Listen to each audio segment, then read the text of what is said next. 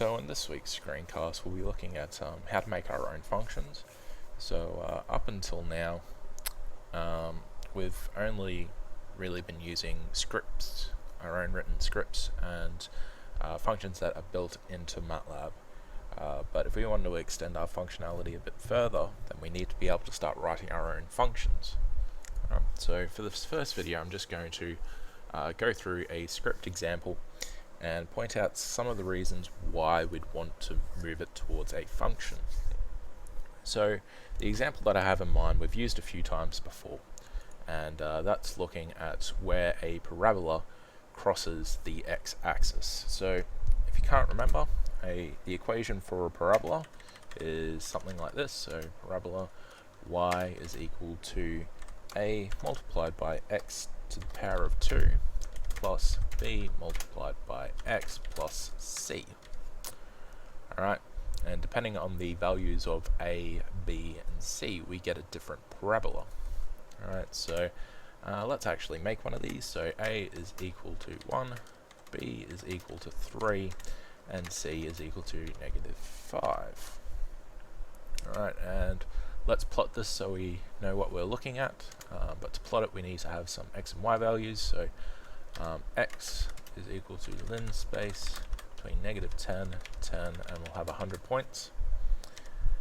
I know roughly where this parabola sits, so I know the range of -10 to +10 will be appropriate enough for us to see it.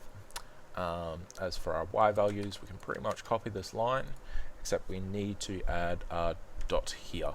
So x is a vector, and so it's going to be x multiplied by x, vector multiplied by vector, so we've got to have a dot here so that we do the vector dot product, not the matrix multiplication. Okay, so doing this, we have x and y values, and all we need to do now is plot x and y, and when we run this, I've got to save it first. You can't see it on screen, but I'm going to call it parabola.m, and I'll just dock this window. There we go. So now you can see this parabola. So somewhere around here, about +65 at -10x, goes down to its turning point about here, and then goes back up. So we can see that it crosses the x-axis a couple of times, so that's where y equals 0. Just to see that a little bit better, I'm going to add grid on to my code, and I'll run it again, and we can see we cross at about -4.1 or 4.2, and also at about 0.6, 1.1, 1.2, sorry, so that's one would be about halfway there. Alright, so we also know that, or previously touched on, that we have an equation to work out exactly where those are, and all we need to know is these values of a, b, and c. So to find the roots, I'll call them r1 and r2. So r1 will equal open brackets minus b plus the square root of b squared minus 4 times a times c, and all of that is over 2 times a. Alright, so that's our first root, and our second root will be just the minus of the square root here. Alright, we've got to change this one to root 2. Now, we might also want to plot these 2 points, so I'll put hold on, so that it's not going to get rid of our first plot when we do the second plot. So hold on, and we want to plot.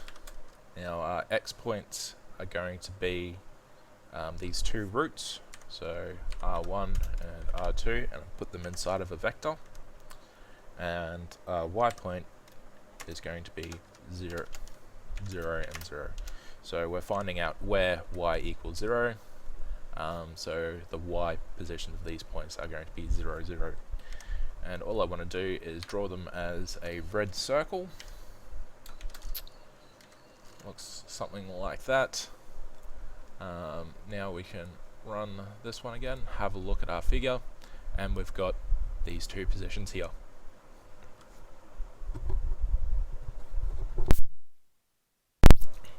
Now, the actual values of our roots are at about 1.19, so 1.2 and negative 4.2. So that's about what we estimated, and we've got that function. Now, this is currently a script. It's nice and easy to write, very quick, but it has some drawbacks. Basically, this workspace, we've now used these variables, and if we were to run some other script and expect these variables to be available, we have to keep in mind that they've already been used, so they're already holding values. So something might happen that we're not expecting, especially if we don't clear our variable space first. So one of the big benefits of moving towards a function is that we get our own workspace per function, so we can reuse variables a lot. We might also want to change some of these parameters, so we might want to, instead of having b equals 3, b equals 2 instead. If we ran that, I don't have my clear previous one on, so I'll just close all at the start of this. And so now when I run it, I get a fresh figure. So we may want to change these values quite readily, and to do that inside of a script, we actually have to go into the script and change the values, whereas a function, we could pass them through as an input. Okay, so I'm going to leave this video here. Next video is going to go on to where we convert this into a function itself.